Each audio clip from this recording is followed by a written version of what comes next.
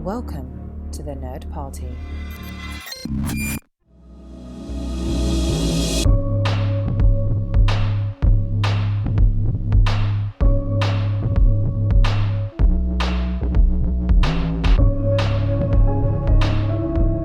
Welcome back to Houselights, our director discussion show here on the Nerd Party Network.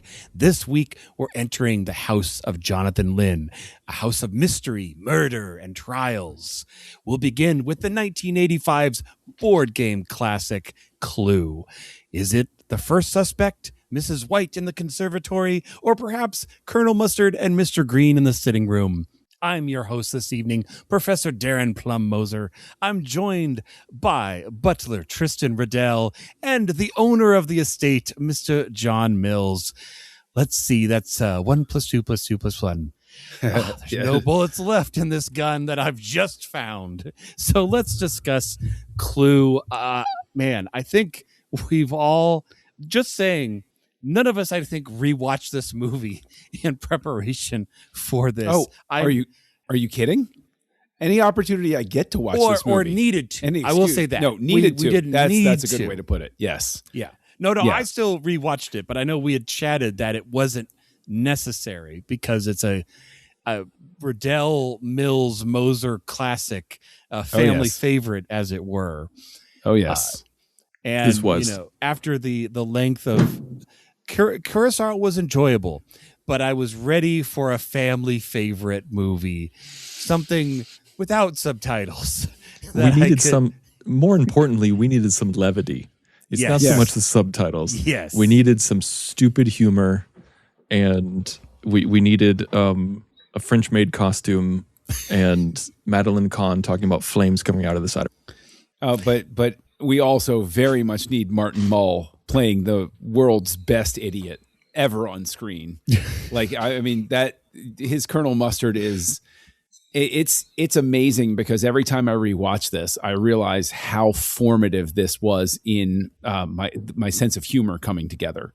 It was like this and Muppet Show and Planes, Trains, and Automobiles, all of these things right in the mid to late 80s is where everything really coalesced, and Clue is absolutely a part of it. And this is a movie that myself and my friends in high school quoted back and forth to each other endlessly, non-stop between each other. Like, this was in regular rotation along with Star Wars and Batman. Like, that is how revered this movie was in my circle of friends. Well, and I mean, I've said it several times when we're talking comedies.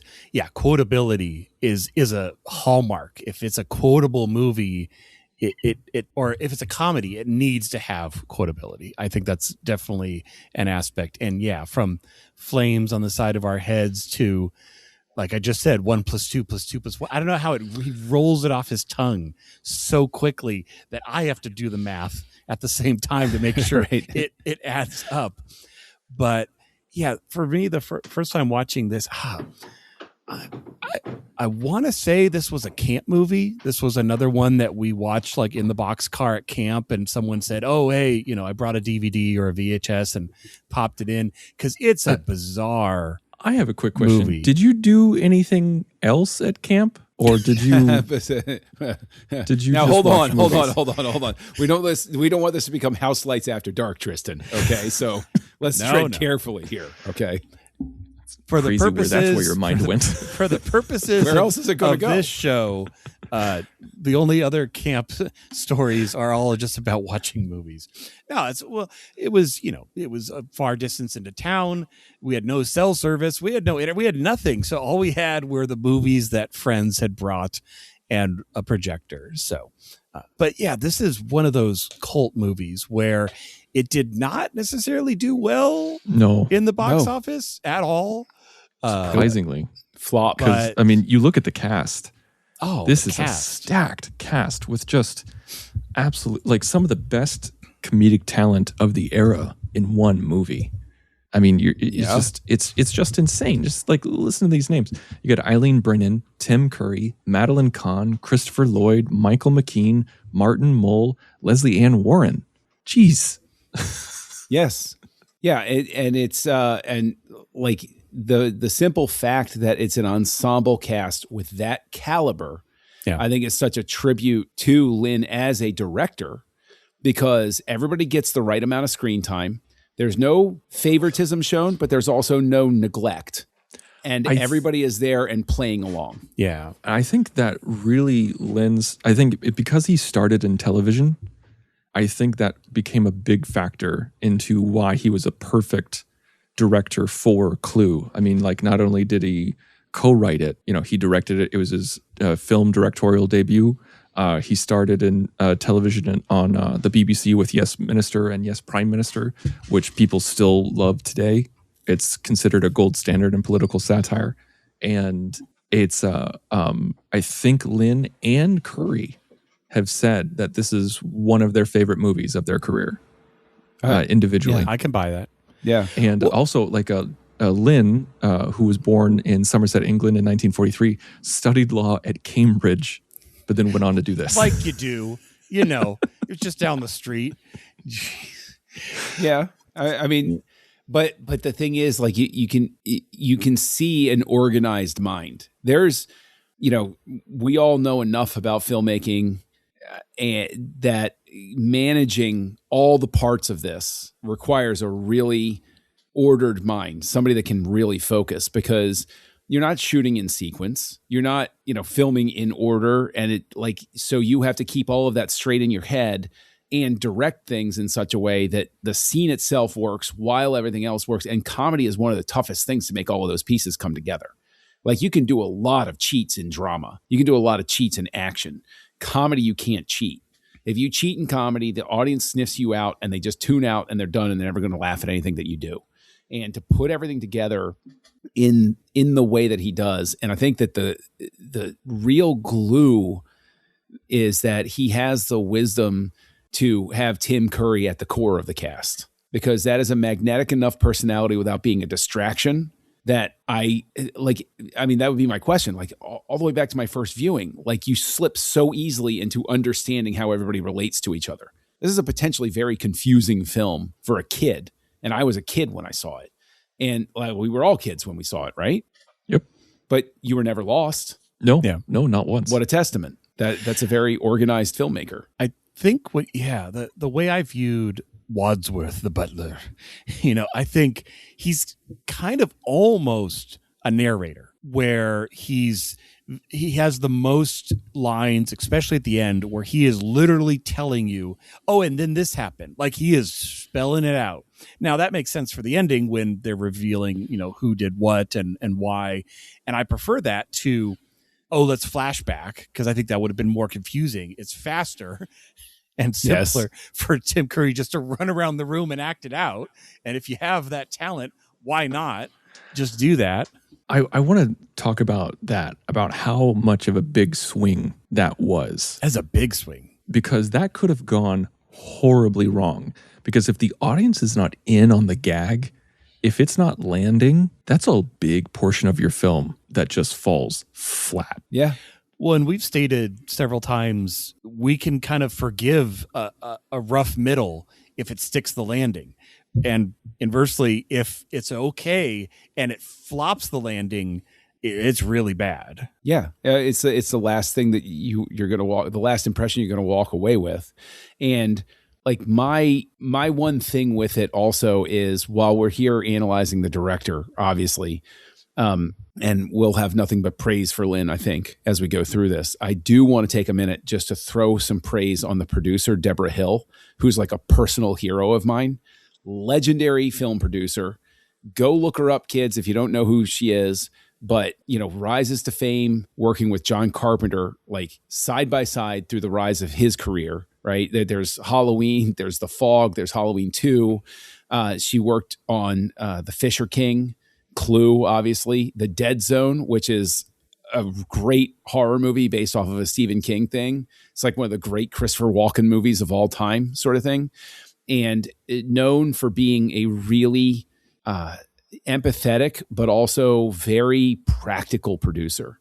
And I think that a producer like that, I think Deborah Hill's natural inclinations as a producer allow Lynn to lean into it. You never get the sense of a director being forced to do one thing or another, but guided gently as, hey, this might work better. So she's participating without stifling. And I love Deborah Hill as a producer. I think she has an incredible career. She died way too young. She was, I think, 54 when she died, and that's hideously young. And it was from cancer too. So I just want to make sure that Deborah Hill got a moment on the show here, because personal hero of mine. I love her. I'm glad you brought her up, and I'm glad you talked about her filmography, and also she's the reason why it's called Hill House. Really?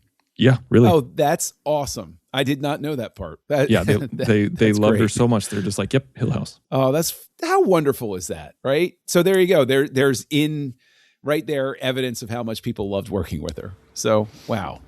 That's cool. That's cool. Now, with Lynn, I do want to talk about his shot selection. You're in a finite space. The entire movie, it's all soundstage, I think, except for the ballroom. Yeah. Is what they said. Now, which one was the ballroom again? I know it sounds like an idiotic thing. I know. I'm trying to remember. No, it doesn't. It does not sound like an idiotic thing. So you had the billiard room, which was okay. If you're going in through the front door, you have the big entryway. The study is immediately to the right. Then you had the billiard room, one door down. Then you went straight through to the kitchen.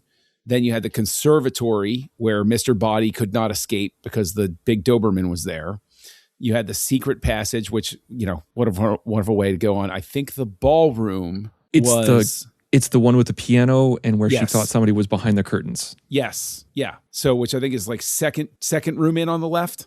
It's not the one that Yvette shoots, is it? I'm looking at it right now, and it's the one all the way in the back. Yes. It's like if you walk through the doors and just keep walking straight, you'll get past the bathroom and into the ballroom. Yes. There you go. I'm literally looking at a map right now, a floor plan. Oh, I want a floor plan of the map. But also think about that, right? You're talking about the shot selection, use of space, setting everything up. I can sit here, you can sit here, we all can sit here and map it out in our brains. We know this house. Like, it's a believable space for us. Yeah, that's amazing. That is amazing, and it's such a delight, and it's such a treat to think about it, because I was not straining my imagination when you were describing it. I was like, yeah, and with the shot selection, it would have been so easy to just kind of be a 1-2 hack, like in television, where you're into this room, 1-2, 1-2, 1-2. But I think having so many characters forces you to get inventive with your angles, to get the coverage, to get multiple people at different levels, sitting down, standing, leaning, all your theater tricks and things like that. And I think the only time it felt a little constrained was when they were in the kitchen. It's like, okay, you get 2 angles in the kitchen and that's it. Yes. But that even lends, because of this, the space, But the thing is, I think that even having a space like that lends to the reality of it. Like, I think every choice made it feel like a real environment. I never doubt that I'm in a house, even though I know full well that I'm not, right? Like, it's one of those things where I'm sure I could probably sit there and absolutely pick apart, this or that thing, but you're also so along for the ride that you don't want to start being like, well, the lighting here, or, oh, those dogs are on a sound stage, and you don't care, because you're just along for it and you're willing to go with it. I mean, my one question though, because the one character that I have some problem plugging into is Mr. Body, because he's terrible. I'm sorry. Every time I watch it though, is he dubbed? Like, this is the one time I'm watching it. Maybe I was close to the TV. Yeah, like, he's looped. That bothers me. I'm like, man, that kind of sucks. But like, okay, like, it doesn't take me out of it, obviously, because the rest of the movie is so fantastic. But he's only in it for such a short amount of time. Yeah, and he gets killed. So it's like, okay, if he's the weakest link and he's the one that buys it, like, at least he's not through it. Like you said, he's a short time. He's not through the whole thing. I think somebody said this online. I don't think it's true, but I think it's funny, where part of the reason why he was picked is because his name is Lee Ving. Mr. Body is leaving. Oh, man. I didn't even think about that. The money's still good. I didn't even think about that until then. Speaking of money, I did read that all of the main cast actually received not only equal billing, but equal pay. So regardless of whether they were bigger or smaller stars at the time, it was just a more even cut across the board. How do you get equal billing? Maybe not equal billing as far as no one was like, I guess you would have to have some sort of billing. It's Well, more actually, the money. I guess. Okay. I guess what you could be saying, and I think you're meaning, is it wasn't Clue starring Tim Curry and everybody else. It was Right. This is the cast, and so everyone's equal in the main cast. More ensemble on the billing, and then Gotcha. equal Yes. pay instead of like, oh, well, Tim Curry gets this much, and then everybody else gets this much. The opposite of Inside Out. Did you hear about that story? No, I don't know that story, and I don't think I want to because I love Inside Out, so I don't even want to. Oh no! It's great, but like Amy Poehler got something like $2 million for the sequel, and everybody else got 100,000. I don't like knowing that. I don't like knowing that at all. Not at all. I'm gonna remove that from my brain, and just go on and say that actually I think that I struggle with the fact that this movie wasn't a hit. Yeah, Like the direction's fantastic. He gets fantastic performances from everybody. I think the music's delightful. It plays into it. It The truly music is. is so fun. It's perfect. It's literally perfect for this movie. I think the photography is great. Like I sit there and I look at this and I'm like, who could hate this or who could even not rave about this?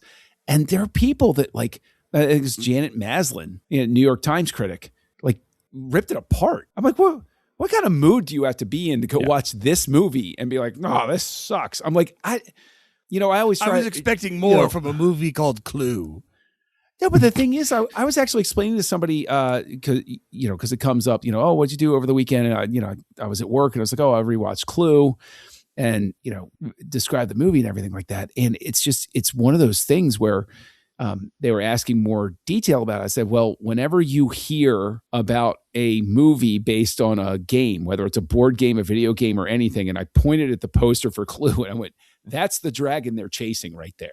That's what they all think they can do. I'm like, this is the gold standard for this. This is, if this movie has a sin, it's the fact that it's like the Rick Ocasek thing. Rick Ocasek marries Paulina Poroskova. So every guy's like, I have a chance at a supermodel. It's like, no, you don't, champ.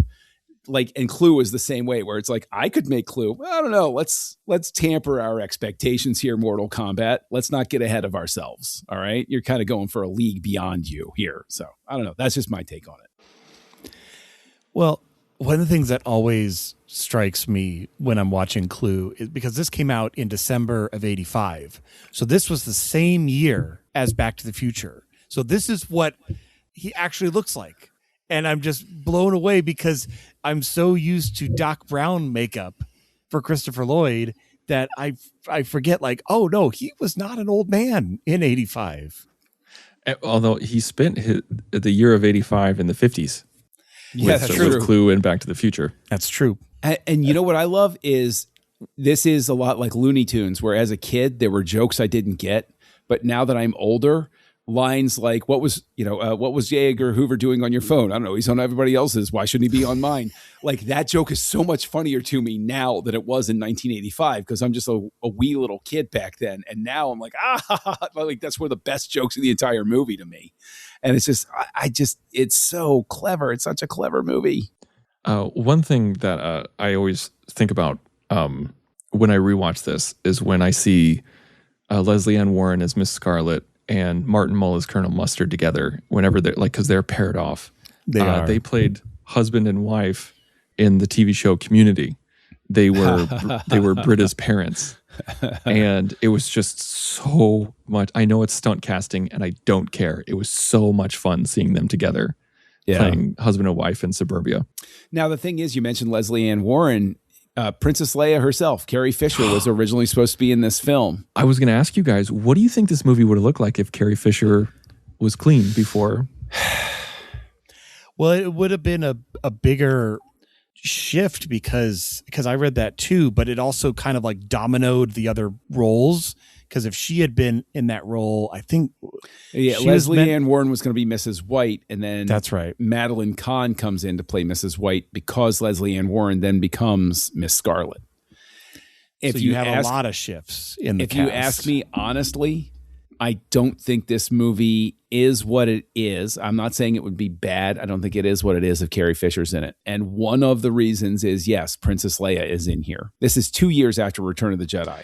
There's no way that doesn't suck all of the oxygen out of the room and they wind up giving her more screen time. It's impossible to avoid. Yeah. I think you're right.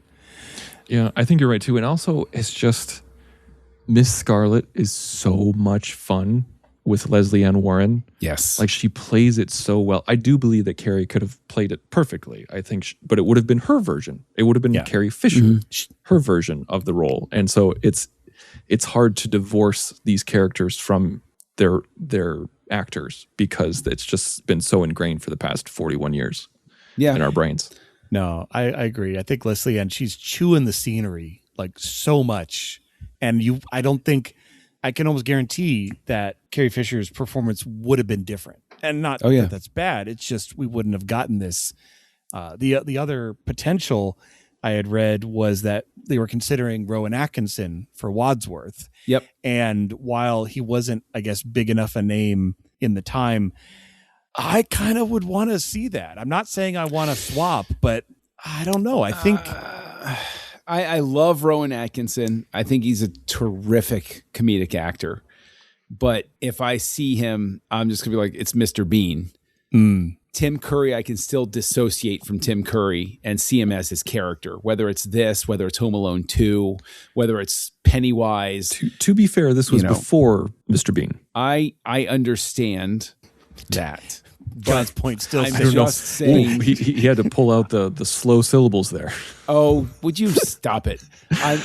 My shorthand is Rowan Atkinson is a specific type of character. Yes. I've seen him play different characters, and Mr. Bean is the shorthand for he's that type of comic character. Tim Curry, I think, is way more well-suited to this film.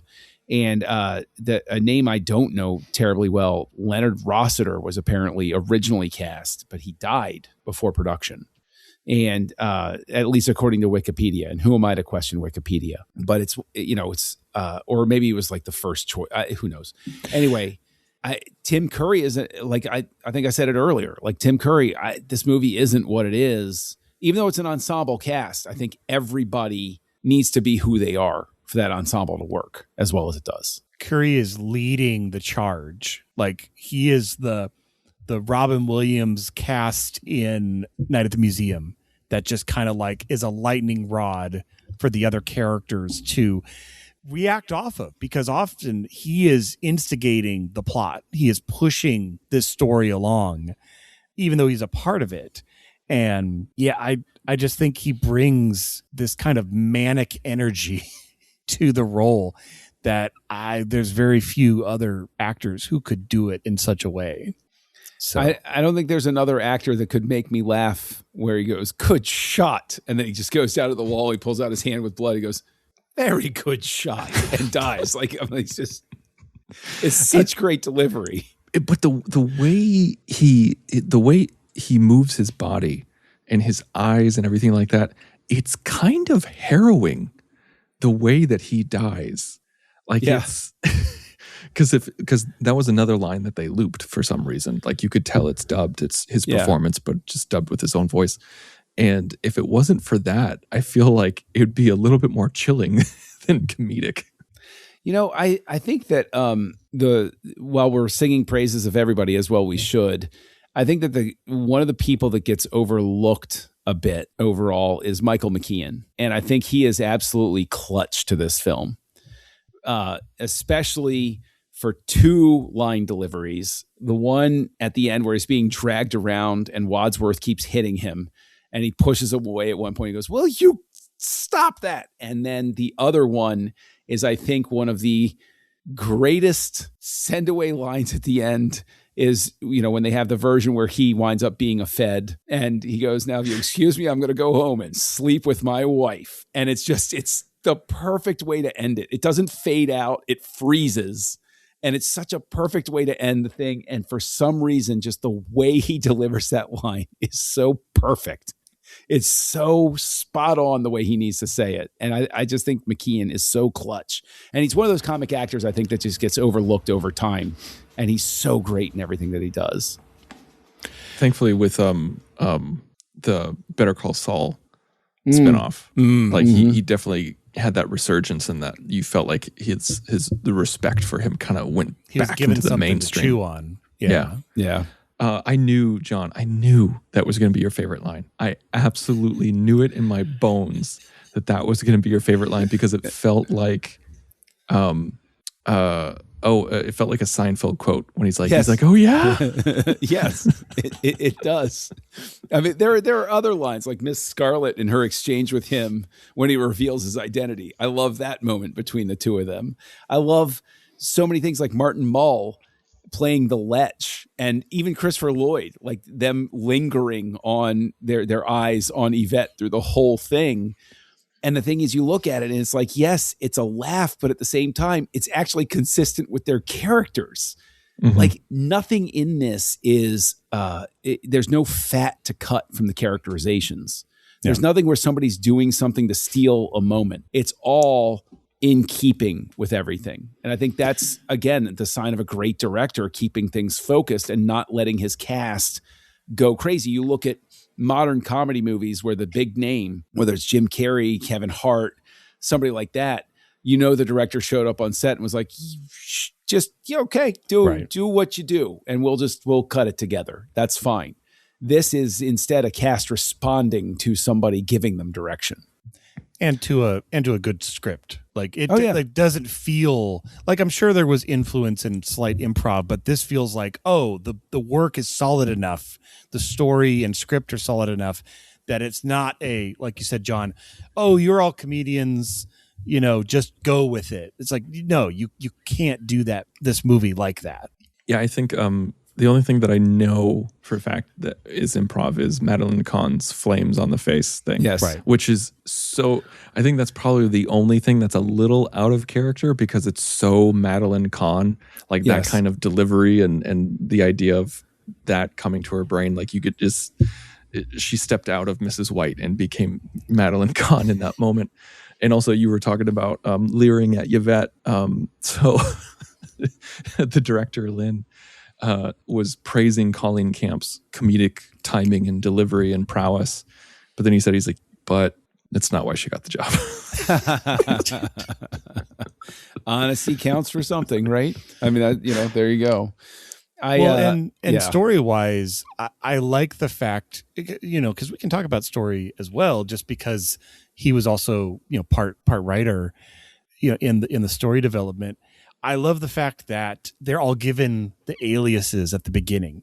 Like that's just such a clever way, instead of, we happen to have 6 random people that names match the board game. Like that honestly would have been a little harder to swallow, but like, they're given aliases. And I mean, even Mr. Body is kind of a bit of a thing to swallow, but it's Body with 2 Ds though. So it is different. Of course. It's different.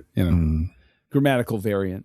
Well, I mean, the thing is, though, it's like, it's one of those things where, do you think that as great as this film is, because the stunt that was pulled, and I remember at the time people talking about it, where they said, it's going to be a different ending depending on which theater you go to, that has to have depressed audiences, not made them sad, but like depressed turnout. Like, would you go to a movie if you went to that movie and they were like, there are 3 different endings, and you have to go see it 3 different times to maybe see the 3 different endings? Like, it feels like a stunt that backfired.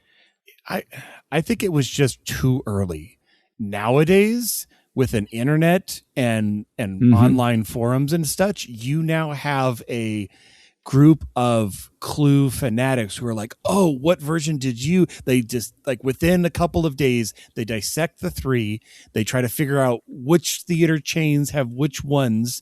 And then it becomes a thing of, I want to now reach all and see all 3. So I go see it 3 times, and it does better because you have people going more.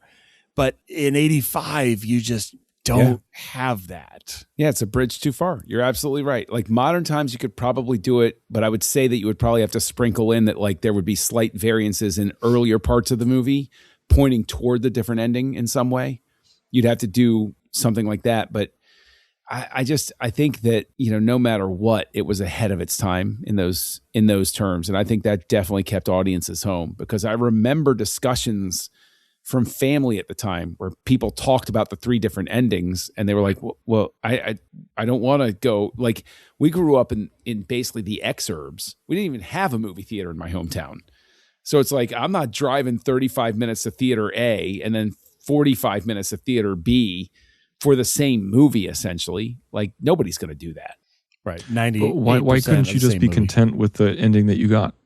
Because once you let people know that there are the different endings, I think there's a sizable, I can assure you there were family members who would be dissatisfied because, hey, I paid my money. I want all 3 endings. Okay. Like it would have been a value proposition at that point.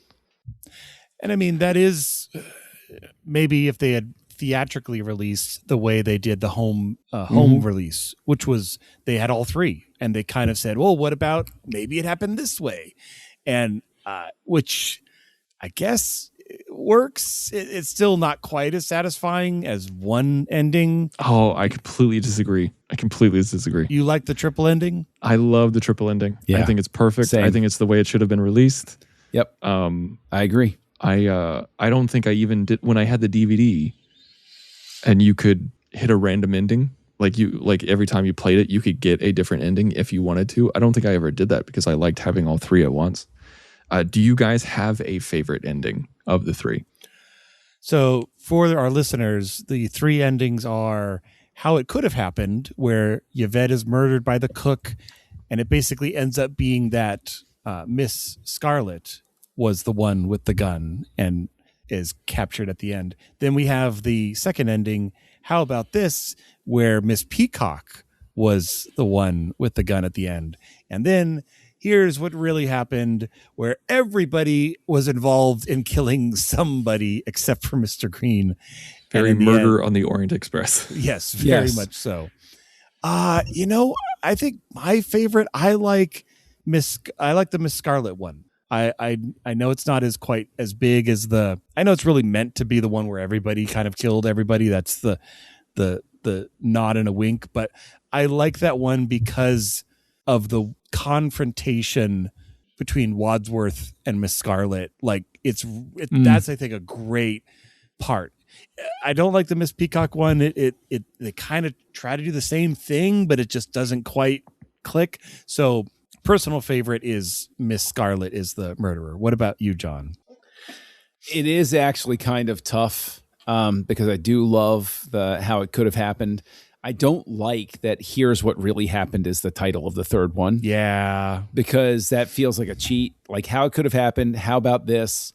Try this one on for size. That feels more like, because titling it Here's What Really Happened, I'm like, well, this is the ending. The other two completely. Yeah. But because of Michael McKean, I got to give it to the third one, especially because of just, I love the way that it plays out. And I love the idea that through the entire thing, he was, sort of like the game within a game setup.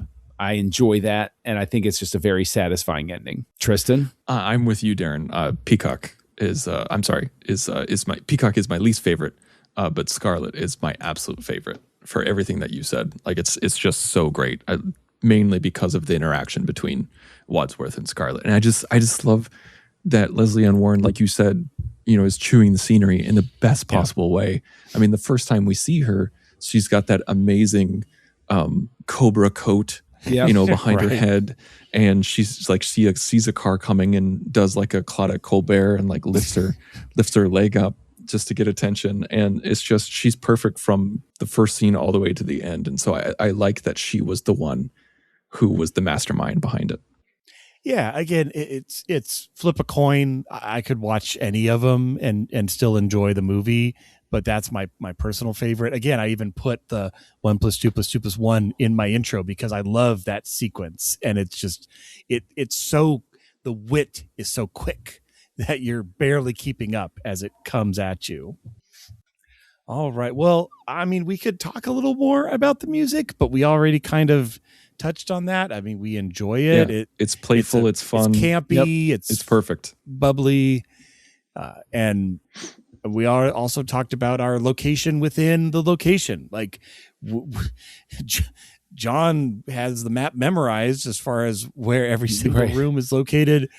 And I think that is a real testament to, even with trapdoors and secret passages, you're not lost.